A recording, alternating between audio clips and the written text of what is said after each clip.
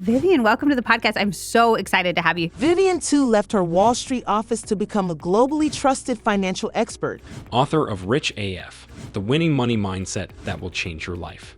If you make $250,000 a year and your partner makes $75,000 a year, we should not be going 50-50 on the rent. But you like the idea of investing in property generally versus taking that money and putting it in an index fund and just letting it grow with the market. I didn't say that. Are there any other big mistakes that you see couples making with finances and relationships? Not getting a prenup. Normal life is so expensive, yet I see people on social media taking lavish vacations. Girly, some of your friends are in credit card debt. While we're talking about paying for things, who do you think should pay on the first date? Hello, friends, and welcome to the Liz Moody Podcast, where every week we're sharing real science, real stories, and realistic tools that actually level up every part of your life. I'm your host, Liz Moody, and I'm a best-selling author and longtime journalist. Let's dive in. Okay, Vivian, welcome to the podcast. I'm so excited to have you here. I'm such a fan. Thank you so much for having me. I'm excited to chat. My listeners have so many tricky financial issues, so I'm really excited to hear your take on all of them. I'm just going to jump right in. I want to make sure my husband and I aren't overspending, but the times we try to track our spending, we end up fighting a lot. Oof. How do you keep to a general budget without fighting over the constant day-to-day expenses?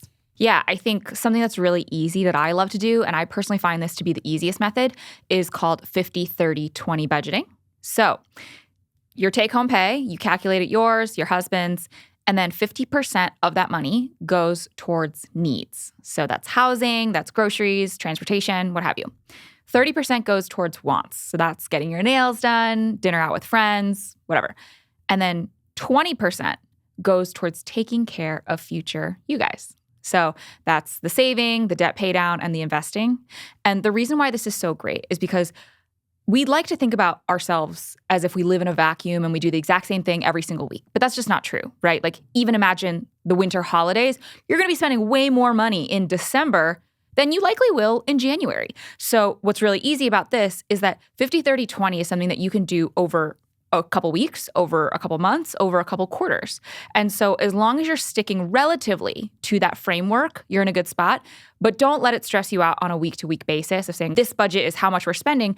This week might be a more expensive week, but maybe next week you do a little bit more of the 30 or a little bit of the 20. So you're doing a little bit more of that responsible saving, debt pay down, and investing. Can we dive into a little bit like the nitty gritty of that? Like, How often are you meeting to discuss these things? Is it one big meeting and then you're doing little check-in meetings? Yeah. So what my husband and I like to do is actually have a monthly meeting. Don't call it a meeting, because immediately that puts you in a bad headspace. But what we like to do is that we'll have a Friday night designated every single month where we order a pizza and get some of our favorite sodas, and we will sit down for date night. And date night just so happens to include, in part, talking about our money, how much we'd spent the past month, what we're feeling. Are we overspending? Are we able to loosen the belt just a little bit so that we can have a little bit more fun? And that's a good rough check-in. But again, I don't want to say just because it works for me and my boo that it works for everybody, especially when you're thinking about different types of incomes. So you've got folks who got the traditional, I get paid bi-monthly. Then you've got folks who are teachers. They get paid 9 months out of the year versus the 12. Then you've got people who work in sales. So maybe their regular salary is a little bit lower, but they can expect a big commission check every single quarter. You want to make sure that you're having these meetings in a way that makes sense for you and your partner based on what you guys do, how much you're spending, what you're spending on, and also just whatever goals that you have coming up. If you have a big purchase that's coming, whether it's a vacation or a car or a home, maybe you're having more meetings into that event. Or if there's not too much going on, you're on autopilot, you're doing well, you can have fewer meetings. What if you disagree about what should make up those numbers? You're like, I think the 30% where we're spending on that should be travel. And your partner's like, I think we should buy a new TV. We should buy a new car. Yeah, I think this is less so much even a finance question, but a relationship question. We have to compromise. It's a hard word for all of us to say because we don't want to do it. Sometimes you want to go my way or the highway, but in any good relationship, there's got to be a little give, a little take. It can't be 100% travel. It can't be 100% whatever your partner wants. I think it's really about sitting down and being like, as a couple, what do we value? And I hate to say it, but the number one rule when finding a partner when it comes to finances is finding someone who values a dollar the same way you do. And if you are with a partner who wants to blow all of their money on the latest designer looks, and you're someone who's like, I could literally wear a potato sack, but I've got to go on a trip once a quarter, otherwise I'm not feeling good. Maybe you two aren't financially compatible. Is there a question that we could ask very early in our relationship to suss out whether or not we are financially compatible? Not one single question, but I think you should start talking about money on the very first date. And this doesn't have to be like, we go on a date and I'm like, show me your pay stub. That's a little weird. Don't do that. But you can ask a question like, if money weren't a factor, what would you do for a living? What is your absolute dream vacation and how much do you think it costs? That's a fun way to bring in money and make that conversation less awkward. And it's so fantastical that it's not super pressury about what you're currently doing or your financial situation. But if you're talking about money on the first date, then you've been dating a couple months, you're having more conversations of, oh, like, you know, we've been going out to quite a few dinners. I'd love to help pick up the bill. How should we split this? That's a good conversation to have. Then you start to get really serious and you're starting to think about, oh, should we move in together? You have to have a really, really meaningful financial conversation at that pivotal moment because how are you going to split rent? How are you going to split utilities? How are you going to buy furniture together? Do you guys already have furniture you're bringing in? And that is a real big moment to get financially naked because if you do, you're going to have essentially eliminated so many of the arguments you could have later on. Sex and money rank is the number 1 and number 2 reason. It goes back every year in whatever study they're doing. Imagine you can eliminate 50% of the top most had arguments with your partner. That's already going to massively put your relationship at a huge advantage.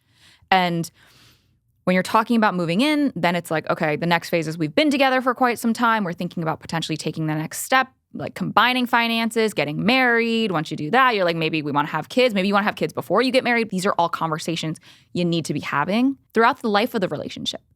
And it's okay if you haven't done that yet to be like, hey, can we do that this Friday? It's going to help put us on more stable footing going forward. But the idea and the hope is that the earlier you start, the better.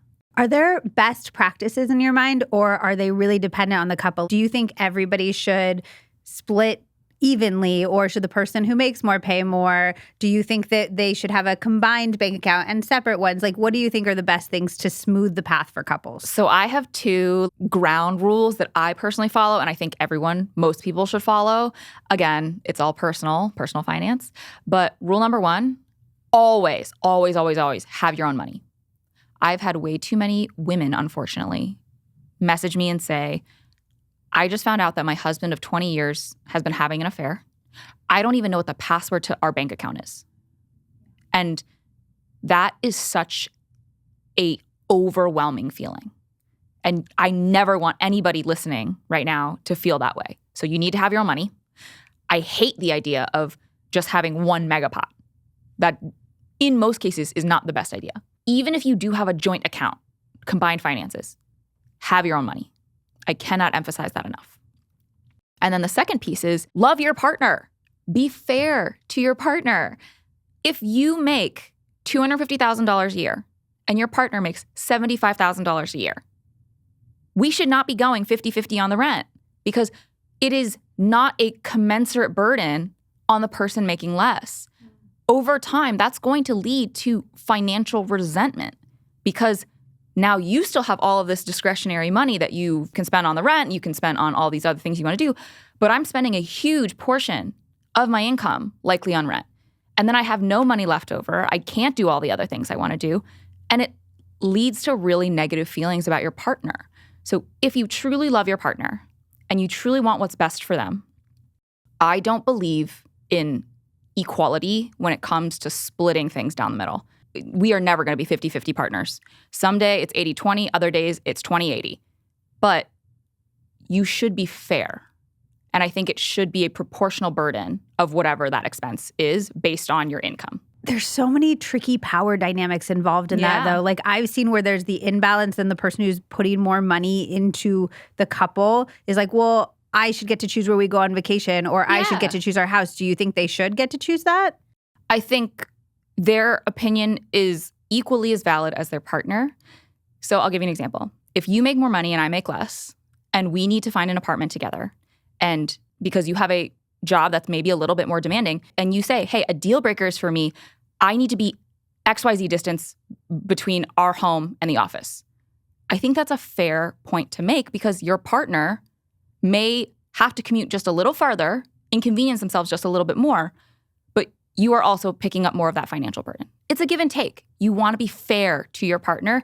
If your partner is making more and working a more demanding job, you want them to try and be as close to the office as possible. It's so tricky, though, because sometimes the demanding job does not match up with the income. Totally. Like somebody will be working this really hard job and society just doesn't value it. Yeah, like teachers, nurses certainly should be paid more. But I think, again, it really comes down to being fair to your partner, being loving to your partner, wanting financial stability for your partner. I learned something the other day and I thought it was really profound. It's not me taking care of you and you taking care of me. It's me taking care of me for you and you taking care of you for me. And so you should want financial stability for your partner, not just in relation to you, but if I'm an A+ and you're an A+ and we come together, we get to be great. If I'm an A+ and your financial situation is a C-, we don't magically round up to my A+. Suddenly we're a B- and we've got stuff to work on. So you should want financial comfort and financial stability for your partner. And if you can help get them there, that's a good thing. Is it okay to push your partner if your financial goals for your future are greater than your partner's? Like if your partner's like, I would be happy in a 1-bedroom apartment with my video games. And you're like, well, I want to live this big, exciting, luxurious life. That goes back to valuing a dollar the same way. I'm sorry, but if you want to retire at 30 and live in an Airstream, you and I probably are not going to be good partners because I am happy retiring closer to 60, but I better have a vacation home and my ugly bulldog Pickles better be eating that warm, fresh food. I want to make sure Pickles is taken care of. Me and the person who wants to live in the Airstream at 30 have differing financial values in the same way that there are a lot of relationship deal breakers on, do you want kids? How do you want to raise them? Do you want our relationship to have any sort of religious affiliation? In many cases, political viewpoints. I think finances should be a deal breaker for people. And if it's not, maybe you're not asking the right questions. Oof. Okay. So if somebody's listening and they're like, shoot, I might not have the same financial values as my partner, and they don't want to get divorced or break up, what can they do to begin to mitigate that situation? I think it's having an open and clear conversation of goal setting. So a big thing that we as a society do, we love to dream big, but it's not just about having those dreams. It's writing down on paper, okay, if I do want to have a house in 10 years and I want it to be my forever home, I want to have a beautiful 4 or 5 bedroom place close to the water, what is going to get you there? What kind of income helps you make enough money to get there? What kind of savings do you need to have? What type of investing do you need to do? Do you have debt you need to pay down? Writing out those steps is really important. I think sit down with your partner, get that pizza, get that soda, and say, hey, can we talk a little bit about where we see ourselves as a couple in 5 years? Because I love you so much, and I want us to be together in 5 years. But I want to make sure that we are envisioning the same life. And what I will say is that I don't encourage you to try and convince your partner that they want children. I don't encourage you to try and convert your partner's religious affiliation when you're already 5 years in. But I think people's financial priorities can change. I think if you have a bad spending problem right now, you can change. You can spend more manageably so that you're also able to take that travel that your partner loves so much. There are certain things that are fixable, are changeable. There's no financial situation that is so bad that you can't come back, and you just have to communicate. Are there any other big mistakes that you see couples making with finances and relationships? Ooh, this is a good one. Not talking about it before the marriage and not getting a prenup. Can you give us like 3 topics or 3 questions we should ask before the marriage? And then I'd like some specific advice for our prenup. I have 4 specific questions. It's how much do you make? How much do you have? How much do you spend? And how much do you owe? You need to fill out this little 4-square. You need to know all of this stuff before you tie the knot. It is so critically important. Financial infidelity is on the rise. What does that mean? So in the same way that a bad partner would roll over in their sleep and like text a cute new boo. Partners are rolling over and looking at their bank account and seeing that they've overdrafted and have 6 figures of credit card debt and their partner doesn't know. And that's really scary. That's really scary. Because when you are signing a binding governmental document with someone, you want to know everything about them. Ooh. Like I'm trying to get a full PI background check. And so I think talking about those 4 quadrants is really important. And then the POV on the prenup for me is regardless of if you and your partner draft one, you get one. The government just gets to write it. And regardless of what side of the aisle you sit on, you probably don't trust the government as far as you can throw them. I certainly don't. And maybe this is unfounded, but I think I'm smarter than the government. I think I have a better sense of my needs than the government does. And certainly in places where states also have a say, it's very different because there's community property states, there's things like that.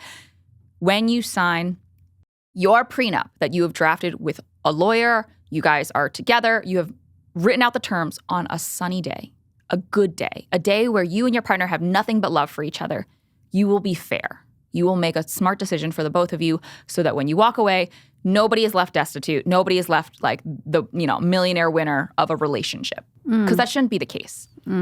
But this is going to help avoid so many lawyers' fees. When you get divorced and you don't have a prenup in place and you don't have a plan on how to divide assets, the only people who win are the attorneys. Because you're going to take it to court and they're going to rack up those fees. Hundreds of dollars every single hour. If you have a plan, it will protect you. It's already sad enough to have a dissolution of like a relationship that meant so much to you at one point.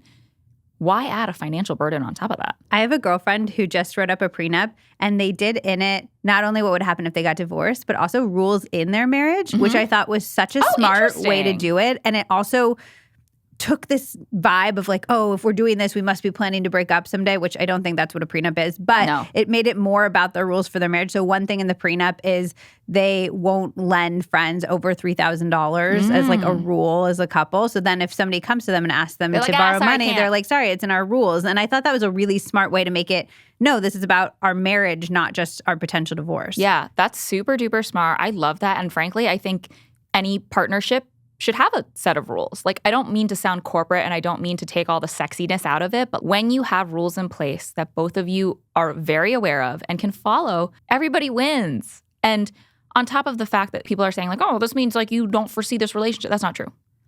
You buy car insurance, don't you? Are you hoping somebody hits you on Sunset? I don't think so. You buy car insurance, you buy health insurance. You have to plan for what could happen. Not what will. We hope it doesn't. Nobody wants a kidney stone. You're going to be happy you have that health insurance to get that scan where they like break up the little rocks. It's important to have. Do you have any money rules that you live by either individually or in your relationship? If I can't buy it twice, don't buy it. What does that mean? If something is so extravagant or beyond what I can certainly afford twice, I don't need to get it. I think some people will be like, I'm going to save for this special item. And then they deplete their entire savings getting it, whether it's a fancy car, whether it's a fancy bag, tech item, whatever. Do you know what you could have done with that money? You know what the opportunity cost of everything is? The opportunity cost is you could have invested it. You could have made money. The opportunity cost is you could have done something else cool with it that you would have enjoyed as well. So my big thing is if you can't afford it twice, you can't afford it. And that way, when you are buying these discretionary things in your life, things that you don't need. I'm not saying if you can't afford groceries, don't buy them. Like you still need to buy groceries. For discretionary purchases, if you can't afford it twice, you can't afford it. And would you include a down payment for a house in that or no? Not necessarily. That's certainly a little different because your home, if it's your primary residence, is going to be the largest expenditure you ever have in your life. But again, I will say, I know people who've stretched themselves. They closed on their home and they looked at their bank account and they had $48.72. And that, to me, in my mind, feels like perhaps you should have found a home that was a bit more affordable. Just because you close on that home, great.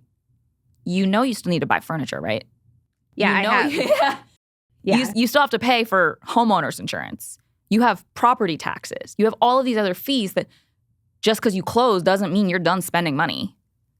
I would not put myself in a precarious financial situation for any purchase. But Homes, I think there's a little bit of flexibility and wiggle room. That's a perfect segue into my next question, which is my husband and I are millennials and we just bought our first house. Woo! We saved so long for the down payment and didn't think to save for post-purchase expenses like decor and improvements. What could we have done better and what can we do now to remedy the situation? Listen, I am so proud of whoever submitted this question. Buying a home is a feat, and it certainly is not easy in this interest rate environment. A couple cool tips to think through. First and foremost, like we've all heard Jerome Powell say, interest rates are probably coming in. So if you got a mortgage right now that you're like, okay, I have a 7% mortgage rate, in 6 months, if interest rates go down to something with like a 5 handle, I don't know. Again, this is very fantastical. That feels like a very, very steep drop very quickly. But even in a year or two or whatever, you have a more reasonable interest rate. You can always refinance your mortgage. There's a small fee associated, but your monthly payments are going to be less. And over time, you'll pay less in interest, which is certainly worthwhile. 2, there is actually a really cool website. So this is very less high finance and more just like fun for furniture shopping. It's called dupe.com, dupe.com. And they can show you high-end furniture pieces and where to get them for significantly less if you are furnishing your home.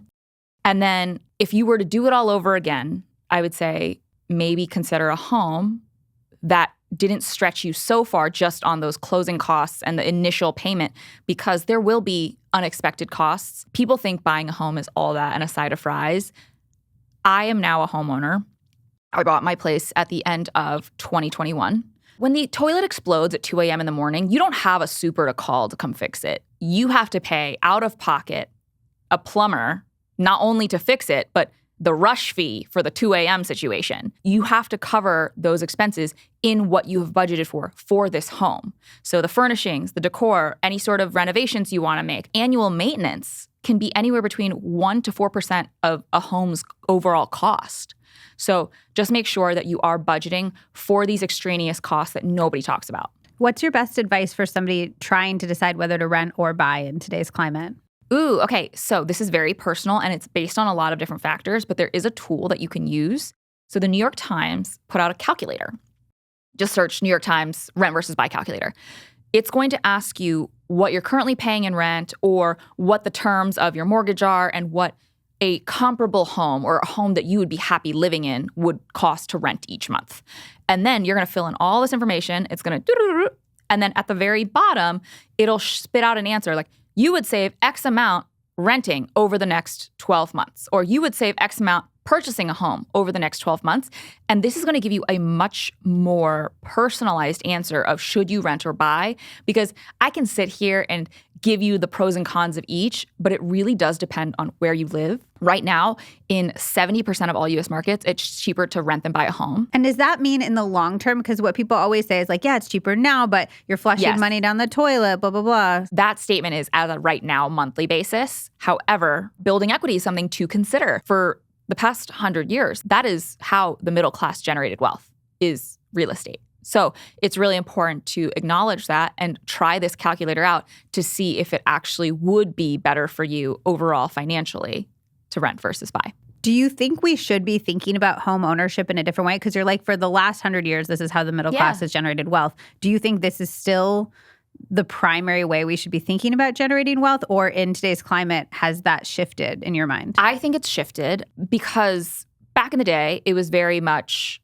you bought a primary residence, you lived in it, and it appreciated in value because time had passed and that real estate had become more and more scarce and less readily available. Those plots of land became less readily available.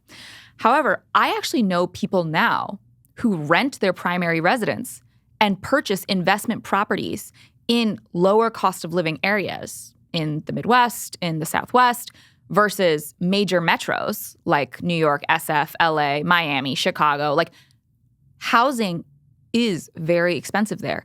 And frankly, there is not enough room for appreciation unless you're able to get a really stellar deal.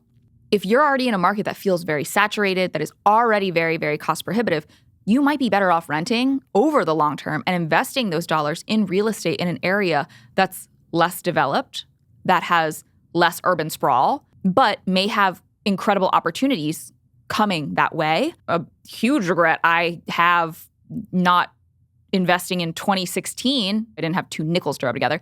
If I'd had money back then, what I really wish I would have done, bought as much property in Austin as I could have.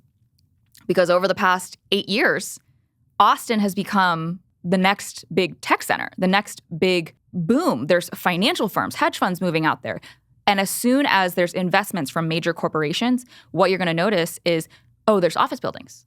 Well, office building people need to eat salads for lunch, or they need to get soup. They need to get these places. All of these little boutique little restaurants start to pop up. Oh, the restaurants start popping up. The bars start popping up. Now there's stuff to attract people. Oh, there's people, there's shopping now. And suddenly Austin has become such a hub where young people are desiring to move there outright. So I just don't think buying your primary residence is the end-all be-all anymore. I think it really is up to you, your financial goals, and where you live. But you like the idea of investing in property generally versus taking that money and putting it in an index fund and just letting it grow with the market? I didn't say that. One thing with real estate you have to remember is like your dollars are very concentrated. Unless you are crowdfunding real estate investments, a brand that does it really well is like a Fundrise. You can put in as little or as much money as you want, and then you can say, hey, I want to put $100 into this strip mall in Nevada. I want to put $200 into this residential complex in Indiana. You can spread your dollars out. If you are individually buying real estate property, your money is very concentrated, and there is a potential benefit to that, but also high risk. What happens if the area you bought a home in has a mudslide? What happens if a hurricane comes through? Like, what happens? You've lost a huge amount of that investment. What I say is cool for the vast majority of investors is first getting involved and making sure you are maximizing your retirement accounts, investing through the public equities market as well as fixed income, depending on your age. The reason being is it's liquid. Liquid just means how easily can you get in and out of this? If you go buy an ETF today, if you wanted to, if you needed to, you could sell it tomorrow. You can't do that with a physical building. We know closing takes at a minimum 1 month. At a minimum, 3 months, whatever, depending on how complicated it is. Real estate is cool. It's not the first thing I would invest in. It is something for the more intermediate advanced investors. As a beginner, you need to be investing in a diversified portfolio of, frankly, just index funds. Okay. So this is after you've maxed out your retirement, you have a certain amount in index funds, and then you want to take it to the next level? No. So this is the part that people always get wrong. Okay. When they think about, I've maxed out my retirement account, what does that actually mean? You have accounts like a 401k, a Roth IRA, an IRA, whatever. People put money into that. They max it out and they think they're done. No. That's like taking a pocket full of cash, going to the grocery store, taking a hot lap, going home, opening your fridge and being like, where's the food? You didn't buy any food. You just walked around with your cash. That's what happens to so many people too. They put cash into these retirement accounts and they don't actually buy anything. They don't buy investments, and it just sits in cash and doesn't grow. And they're like, I've been investing for 10 years in my 401k. How come it hasn't moved? Investing doesn't work. Yeah, because you're sitting in cash reserves. It's not working. It's savings, not investing. When you have to take that cash, what you do is you actually want to purchase investments. For a lot of people, the right move would be a target date retirement fund, index funds that track the broader market, perhaps some sector funds if you have interest in different sectors of basic industry, whether that be tech or healthcare. You can invest. You have to buy stuff. And so when I say make sure that you are actually investing your money, that's what I mean. How can we self-evaluate? Because all of us are like, I want to be richer. We go online, we see all these people being like, just do this and you'll get rich. How can we evaluate when our investment should go from the retirement stuff, the index funds, to something that's a little bit more out of the box that the internet tells you will get rich really fast with, like property? Yeah, let's be clear. There is no such thing as a get-rich-quick scheme, especially not with real estate. You might have to be holding that thing for a while for you actually to see appreciation in a neighborhood, years. But what I say is there is a flow chart order of things you should be doing. First and foremost is maxing out all of your tax-advantaged accounts because you get tax benefits for doing that, and you should. So that's like what? Like your 401k, your Roth IRA, or an IRA. If you have children that you want to help them save for their education, 30-ish states out of all 50 offer a state tax benefit for a 529 account, just taking advantage of those tax optimizations. You want to max those out. You want to make sure that those dollars are invested. Then you might even want to open up a non-major tax benefit individual brokerage and be putting money and investing in that.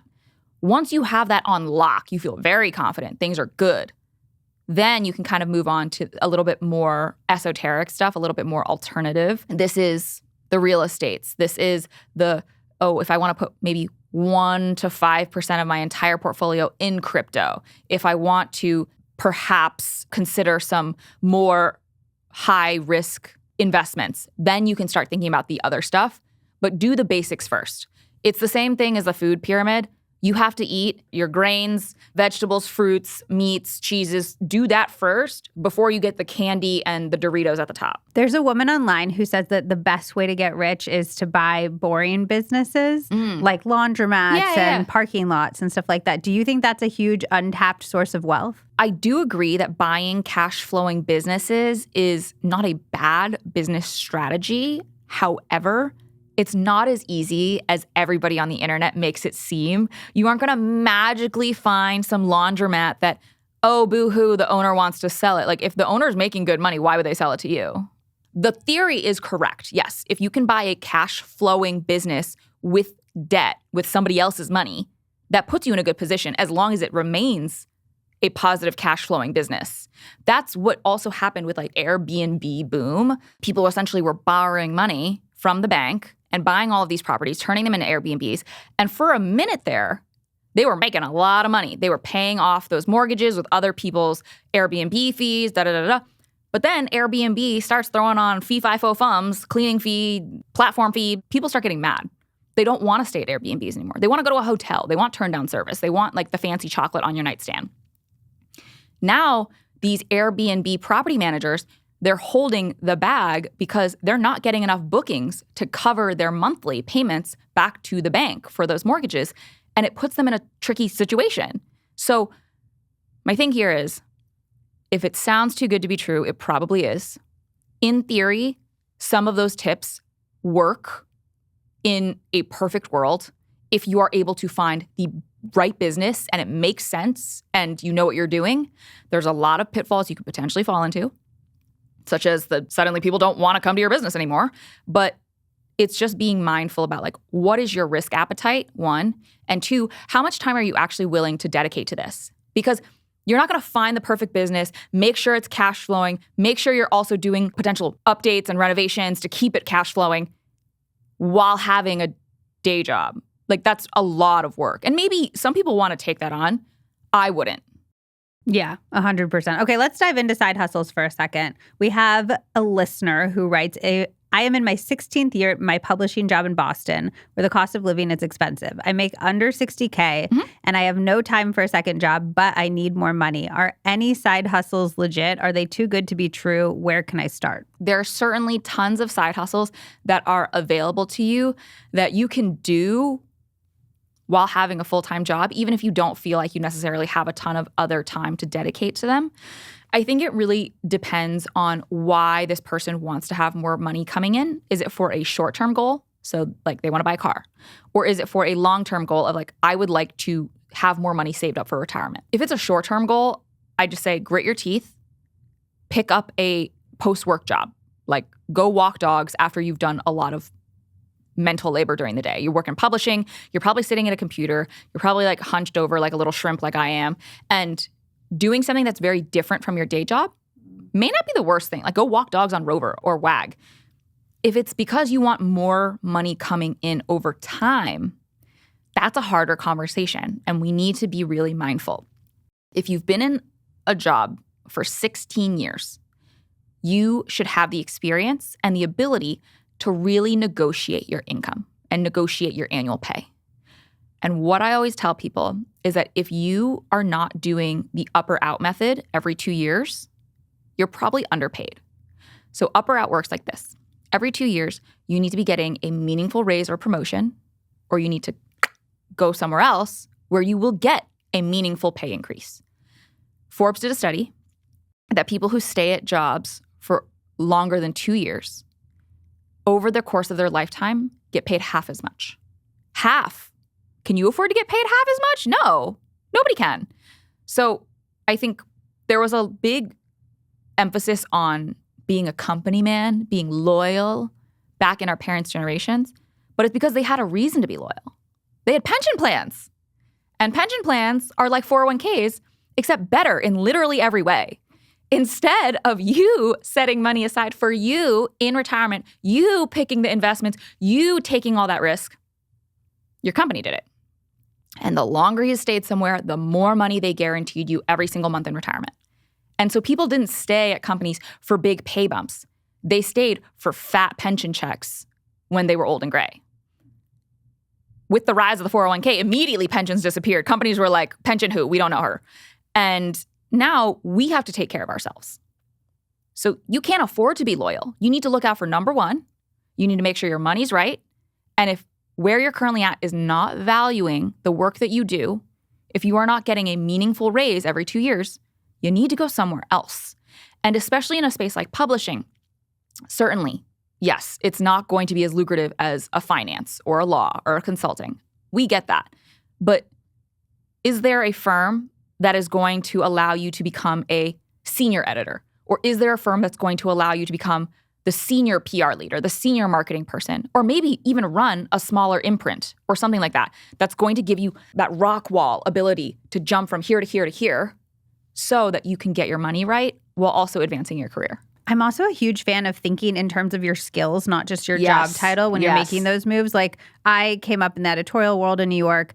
It's not a very highly paid world. And I have a lot of friends who work in tech now as content designers, and they're using a lot of those same skills. I use the skills I learned in editorial every single day in my job now. So I don't think it has to be the title. You can also think broadly using the skills. I talk about this in my book, Rich AF. You should not be thinking about your skills like a ladder. They always say the corporate ladder. It's not a ladder. It's a rock wall. Sometimes you got to go left or right, and sometimes you got to go back to be able to jump to the next handhold or foothold.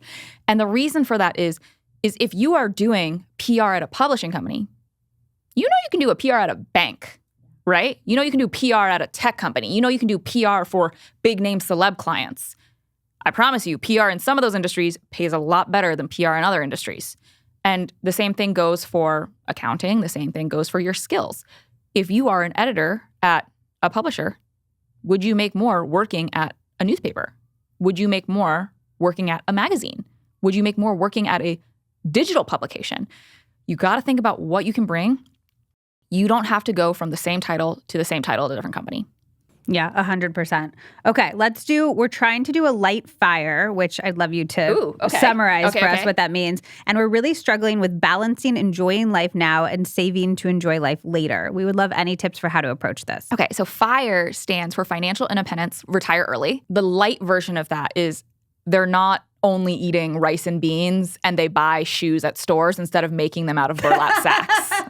Yes. Thank you for that hearty laugh, by the way. I feel like a comedian. Light FIRE is a great thing for people to practice, but I want everyone to be mindful that, like, there's levels to this. For some people, they have different goals. Again, the 30-year-old who retires at 30 and lives in an Airstream, that is like true, really, really hardcore FIRE. You are going to have to cut back on what you're eating. You don't have a Netflix subscription. You don't do anything fun, but you get to retire at 30. That's sick. That's something to be proud of. But if you guys are having a hard time balancing your current enjoyment today versus what you want for the future, I think you need to sit down and have a conversation and ask, is it worth it? Because are the extra 2 years you might have to work worth the fact that you can now still take a vacation every year? Is that worth it? For me, the answer would be yes. I personally don't mind working. I think even after I quote unquote retire, I'll have a job. It just may not be a job where I have to work 80 hours a week. It might be me working part-time for a philanthropic organization and I sit on the board or something like that. One thing that I take issue with the FIRE movement, though, is people are like, oh yeah, financial independence, like retire early. And then they retire early and they start touting the FIRE movement and they sell like courses and they become like gurus. And I'm like, no. this is not financial independence, retire early. You didn't retire. You just got a different job. Yeah. And that's okay. You got a job that you like better. But I don't think this is, by definition, fire, because you're not doing the part. And so I think it's just really important for all of us to have realistic expectations and be like, it's okay to want to go get coffee once a week. Like, the little treat is not going to be the difference between whether you get to like live a comfortable life or don't. But all of those little coffees over time might be the difference between whether you retire a year or two early. And so I just think they need to sit down and determine what is currently missing from their life and what would be additive right now, how much it would cost each year, and how much that would set them back in time, and if it's worth it. I have a comment and a question. Yeah. Comment is, that happens so much in the course world. People are like, I can teach you to make millions of dollars with courses, but the courses that they are teaching are courses on how to sell courses. And I'm like, this is just so meta. An MLM all the way literally, down. this is a You know Ponzi what I scheme. mean? It makes me so angry when I see that online. Yeah. I find it very frustrating. My question is, do you have any advice for figuring out what ways we can spend our money that will actually make us happy? Because I think that's at the root of this question a little bit, Yeah. is like, I want to enjoy my life, but is the coffee going to make me enjoy? Like, Yeah. what are the ways I Yeah, can yeah. spend that's going to make a difference? Yeah, I think this is my favorite thing to do. I call it the Your Rich BFF, is it worth it equation. Before you buy something, whether it's an experience, whether it's a product, I calculate the cost of that thing divided by my hourly take-home pay. This is what I get paid after taxes. So say, let's use an easy number. Say I make $20 an hour. Suddenly, that DoorDash sandwich is 1 hour of work. Is that worth it? Those Lululemon yoga pants, if they're $80, that's 4 hours of work. Is it worth it? That vacation is a ton of hours, whatever it costs. This helps me determine, would I be willing to sit at my desk or do my job for the amount of time that I need to trade of my life for that thing? In my reality, this has helped me justify the most extravagant vacations. It's always allowed me to justify spending money on food. I don't buy clothes full price, though, anymore. Even the designer stuff, I try to buy overseas so I can get a VAT refund. I try to get on sale. I go to Marshall's. I'm looking around at all the good stuff because I value certain things over others. And depending on who you are, you might value something more than I do or something less. And this is how you decide what's going to actually spark joy. Not everything can spark joy, though. You can't spend on literally everything. But there's a rank, for sure. And I do think social media can skew that rank, which brings me to my next question. How can people afford travel, especially as a single person traveling alone where you can't split hotel costs? Normal life is so expensive, yet I see people on social media taking lavish vacations. Okay, let me address this question after I address the social media thing because, girly, some of your friends are in credit card debt. The grass is not always greener on the other side. You got to remember, social media is a highlight reel. Even myself, like, I'm going to show you the fun stuff I'm doing. I'm not going to show you how my flight got delayed by 6 hours and I was laying down on the ground at the airport. That's not fun or sexy. I am not going to show some of the worst moments. As a creator, I think we've started to be a little bit more transparent, but like, you are literally seeing the best of what every single person is doing. And that's a problem because back in our parents' generation, they had Keeping Up with the Joneses. They would look out their front window at the Joneses and be like, the Joneses got a new station wagon, or like the Joneses got a flat screen TV.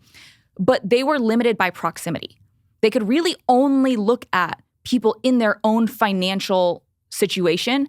Maybe there was the one neighbor that had the house on the hill that was slightly more well-to-do, but most people in that neighborhood have a similar income. Suddenly, proximity is completely not a barrier anymore because social media has made it so easy for us to literally look into the lives intimately of some of the richest people on earth. You're seeing Kim K on a private jet. You start to think private jet riding is normal. Private jet, most people in their entire lifetime will never be on a private jet. Do not get it twisted.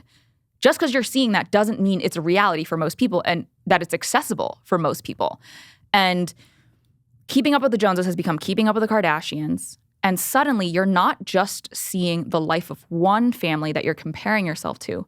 You're comparing yourself to every single one of your friends all at once. And that's the problem.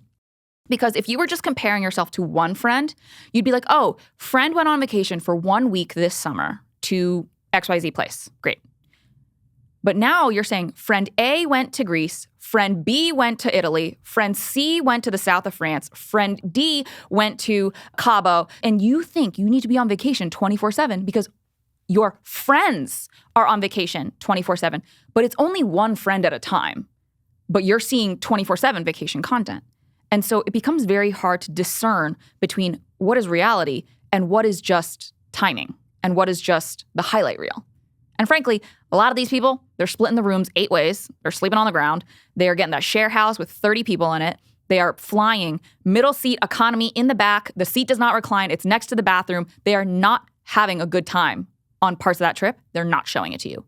They are showing you the one dinner that they saved up and splurged on after eating power bars for 3 meals in a row to show you the Michelin star restaurant they went to. They are not actually staying at that hotel. They bought a day pass to the beach club. It's not as rosy as it looks. Which goes back to the conversation we were having about how are we going to spend money that will actually make us happy? Yes. Because I do think a lot of what social media has done to our spending habits is we spend money to look happy Correct. and look aspirational versus is this fun for me? Yes. I mean, think about what tourism has become. It's not even about, oh, did you enjoy and soak in the cultural enjoyment of the Taj Mahal? It's, did you go and stand far enough away to put your fingers at the very top and pretend you're holding it? Everybody is going to travel or doing these things to show you that they did it versus actually enjoying the experience. I think it's hard. And I say this from a very hypocritical lens because as someone who makes a living online, like I have to document a lot of what I'm doing. But that means that the moments that I don't show you are all that much more special to me. As for how somebody can afford more travel as a young person, they want to get out there and they don't want to blow their budget or the bank.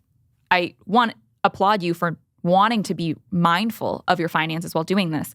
But I think the easiest thing to do is be a responsible credit card user. People often associate bad, scary feelings with credit cards because you can get into trouble. But if you are a responsible credit card user, you pay your debt off every single month in full on time. You will never pay $1 in interest. You will likely earn points and rewards. And if you get a little savvy, typically those rewards can be redeemed for free flights, for hotels, and that is going to help cover the 2 largest costs of you going on vacation. So say you open up a new credit card, they have a welcome bonus. You got to spend XYZ amount within the first 3 months. You do. You pay it off in full on time. Now you've got 80,000 points. You get a ticket somewhere. You get a hotel room. You pay for everything else, your dining, whatever, in cash. Suddenly your trip only costs those meals, and you probably were going to have to feed yourself back home anyway. So it becomes a much more reasonable and manageable expense that you can do more often. And being smart with credit cards is truly a life hack because I have saved thousands of dollars over my years using those credit card points.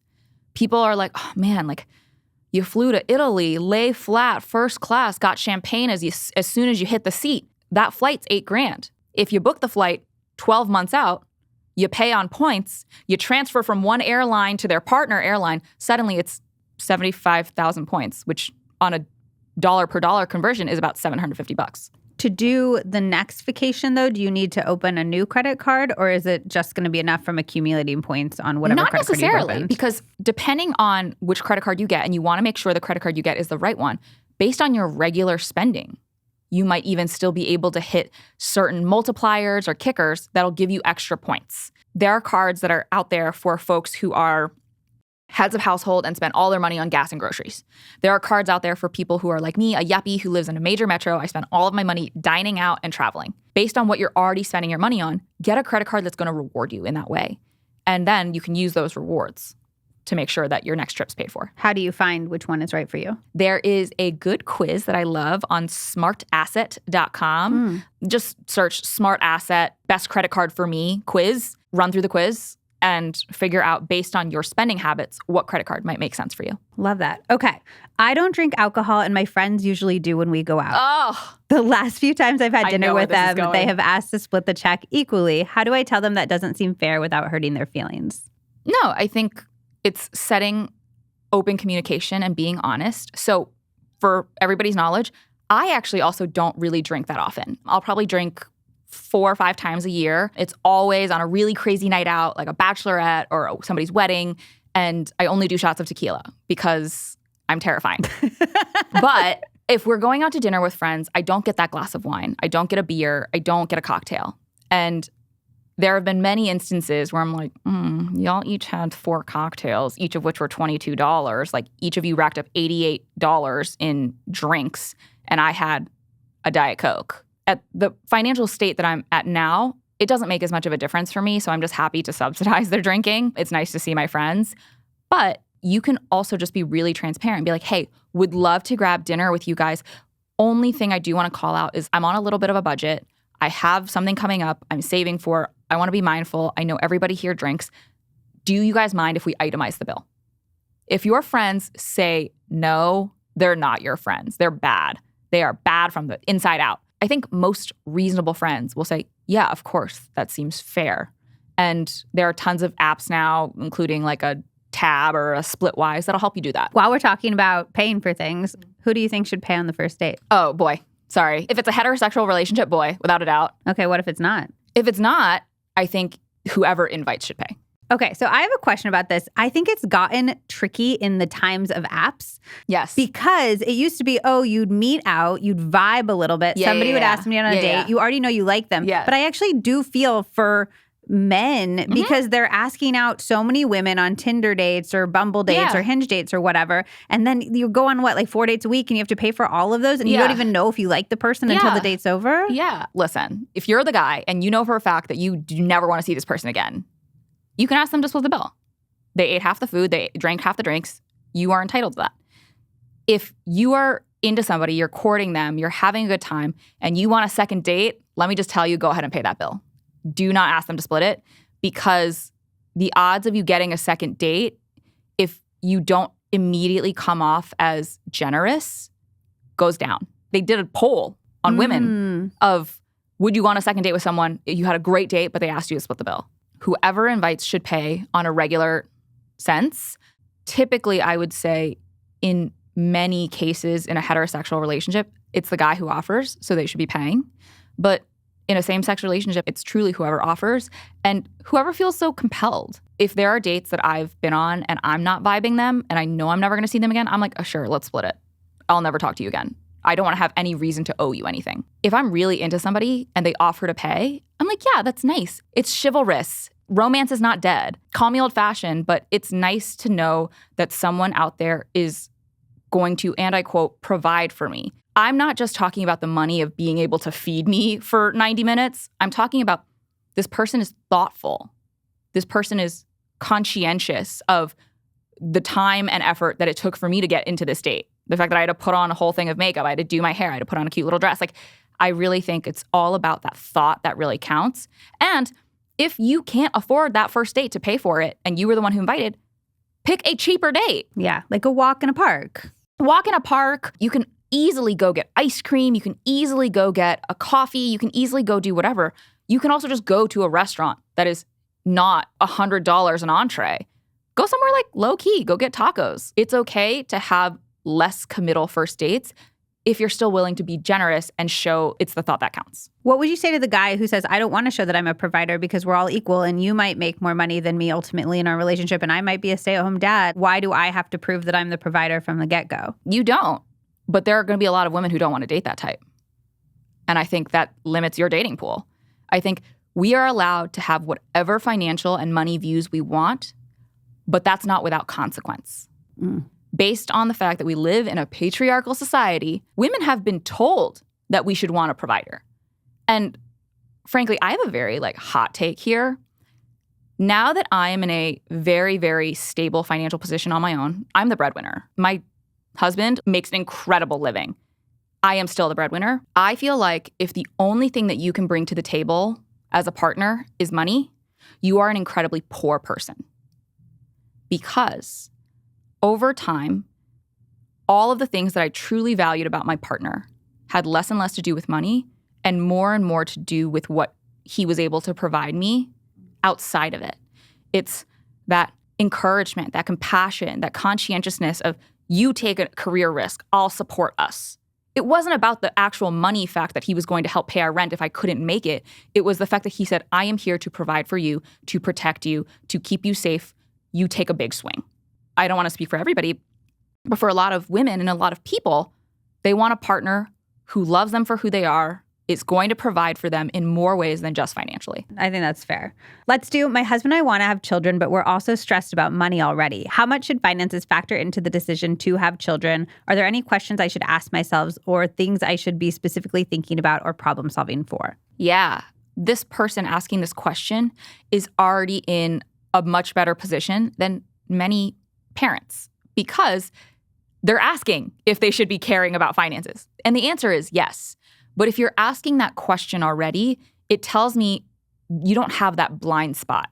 There are many people who are so excited to have children, they don't even think about money when children are the most expensive thing. Do you know what diapers cost? But outside of just diapers, do you know what it costs to feed a child? Do you know what it costs to send them to school? Whether it's private school, but even public school, you have to buy the supplies. You have and daycare. Clothes and daycare. Yeah, everything, all if you want to go back to work, I have friends who are spending more on daycare than they make at their job. Correct. So then they stay home and they're like, okay, well, now I'm a stay-at-home parent. What does that mean for the family financial dynamic? There are so many questions to be asking. I think they're already off on a really great start asking this question. I would sit down with you and your partner and actually forecast out for the next 5 years what you think you guys will make, what you'd like to set aside for savings and investing as it currently stands, and where you would be able to cut back in your life, what that dollar would actually amount to, and would it be enough to help cover some of these expenses that your child would incur. Listen, things happen. Maybe somebody gets laid off. Maybe one of you gets an amazing promotion, and suddenly this conversation is mute. You got to do it all again. But as much foresight and planning that you can build into it, the better. And one thing that you guys can even start now, whether you decide right now or maybe a year from now or 2 years from now is the right time to have a kid, is starting a kiddo sinking fund. This is essentially where you just set aside a little bit of money every single week or every single month for a goal. Suddenly, you don't have to rip out $3,000 out of your pocket to give birth at a hospital because, don't even get me started, medical costs in the US are astronomical and they shouldn't be. But if you're putting aside $100 every single month or a couple 20s every single week, by the time you are ready to actually have that conversation, even if you get pregnant tomorrow and you have a kid in 9 months, you are going to be in a better financial position than if you were to start saving as soon as the kid's born.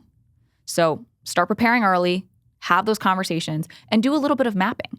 And I think that'll be the 3 steps they'd want to take. My parents are in their early 70s and haven't saved for retirement and don't think it's a big deal. I can't budget to take care of them, and it's causing me a lot of anxiety. What should I do? Wow. Okay. What I got to say is your parents' financial traumas and financial mistakes are not yours. You should focus on maximizing your financial stability so when the time does eventually come, you can help them however you can. However, there are services, whether through governmental agencies, whether through local communities, that can help your parents. I do not recommend you putting your life on pause to help them eke out some sort of retirement, because that's going to set you back far enough. I think there needs to be a real sit down with mom and dad to be like, you have nothing saved for retirement. What is your plan? Maybe the plan is that they just keep working until they die. What if their plan, and I see this in a lot of my friends, is you'll take care of me. I think she needs to have an honest conversation there. And I know it's hard because coming from an immigrant background, there are so many of us whose parents' retirement plan is them, but you should really, really focus on putting yourself on as stable as possible a financial footing so that in the future you can help them. But you should not help them at the cost of your own financial footing, because that'll put everybody in a precarious situation. And the hope is that if they truly have nothing saved, they have no assets, there are programs that they've likely paid into their entire lifetimes. Because they're 70 now, they've probably paid into basic social services and Social Security, and hopefully they can get Medicaid. So they'll have health insurance and have a little bit of money coming in. But again, I don't encourage people to go into retirement with nothing. Do you have any advice for one, having those harder conversations with your parents, and two, how to deal with the guilt that your parents' financial lives didn't end up the way that they wanted or you wanted for them? These conversations suck. They're not easy, especially when you're looking somebody in the eye who maybe gave you a really incredible life at their own expense. I think it's being solutions-oriented and not beating them up about it. That conversation's not going to go well. Look up resources that can actually help them with their current situation, whether it's Social Security, whether it's making sure that they're able to get health insurance, making sure that those needs are going to be taken care of if they can get into a facility, something like that. But it's not an easy conversation. And I think the easiest way to address it is over food and with a solutions-oriented mindset, because nobody wants to hear that they made a big mistake. And the guilt? The guilt? This is a hard question for me to answer because I would be so guilt-ridden. I'm the only daughter of Chinese immigrants. I think you have to acknowledge that at a certain point, doing right by you is also doing right by them. And then once you are able to get yourself into a better position, you can help them as much as you humanly possibly can. Okay, let's do this as the last one. Yeah. My friends are causing huge lifestyle creep. I notice myself buying clothes that are more expensive. We go to expensive restaurants. We take expensive trips. I want to hang out with them, but I'm starting to feel like I have to choose a life I can't afford or to be lonely. Help. Yeah. This is one of my favorite questions because it happens so often. And it's like, can I afford my friends? Like, probably, ? But what you really should be doing is offering a instead. So say you call me and you're like, hey, Viv, want to go to omakase sushi on Friday? And I'm like, oh, I cannot afford omakase sushi on Friday. But I'm like, all right, I really want to see Liz. I want to make sure she still likes me. We're still friends. I'm going to say, hey, Liz, unfortunately, I'm saving for some stuff. The budget does not have omakase in it right now, but I would still love to see you. Don't feel the need to hold yourself back if you want to go grab sushi Friday night, but I'd love to see you Saturday night. Can we order a pizza and watch a movie at my apartment? The instead of option shows your friend you care about hanging out with them and spending time with them. And ultimately, that's what all of these things are, right? You're going on these vacations, you're going on these dinners, you're hanging out because you like these people. Spending that quality time together is the most important part. The activity can vary. And some of these activities are very expensive, such as a week-long trip to Mexico, or maybe we take a long weekend down in Florida. That's going to be a lot more manageable. I encourage this person to think about what she actually likes about her friends, why she feels so compelled to keep up with them. Would they make her feel bad if she didn't?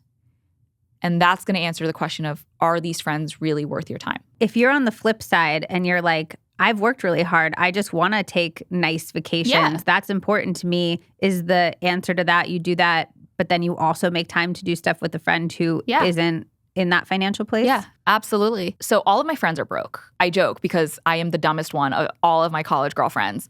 They all went on to get secondary degrees. I got my bachelor's by the skin of my teeth and I was like, ooh, get me out of here. So I started my career immediately. They went on to graduate school. So now they have debt. And they ended up in these incredibly good careers, quote unquote, good careers. Like my best friend is a plastic surgeon. She's a plastic surgery resident though right now, making maybe $60,000 a year, working 120 hours a week. So like, what's the per hour on that? I don't know. Horrible. And I want to do fun things. I want to also spend time with her. I would never ask her, hey, do you want to go halvesies on a weekend in the Hamptons? I'm always open to having her come over or do something fun. And half the time, because I'm in the financial position I'm in, I'll say, I'll just cover dinner. It's not a big deal. This person brings so much more to my life than just dollar signs. She brings joy and humor and happiness and laughter, and she is my biggest cheerleader. I think we need to consider our friendships as a cost-benefit analysis. When you leave a hangout, do you feel better or worse? I have some people in my life that I finish hanging out with them and I just feel like I got all of the energy sucked out of me like a Death Eater. And then there are people that I hang out with them. After I leave, I'm like, why don't I see that person more? They just infused like, I don't know, caffeine into me. Like it just feels like I'm so energized. That tells you something. You got to spend a lot more time with vitamin C friends than Death Eater friends.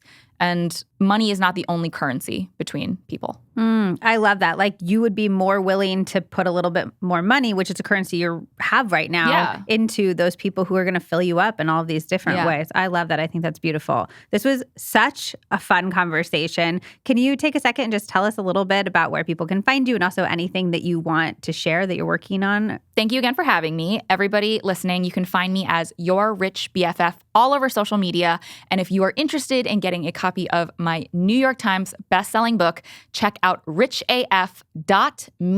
Yes, I made the URL a manifestation. So richaf.me to grab a copy of my book, and you can check out my podcast, Net Worth and Chill. Amazing. I love your podcast. Also, your book is just like everything you do, you take this stuff that feels scary and hard and you make it so fun and so accessible, and it's just so needed right now. So thank you. Thank you so much for having me.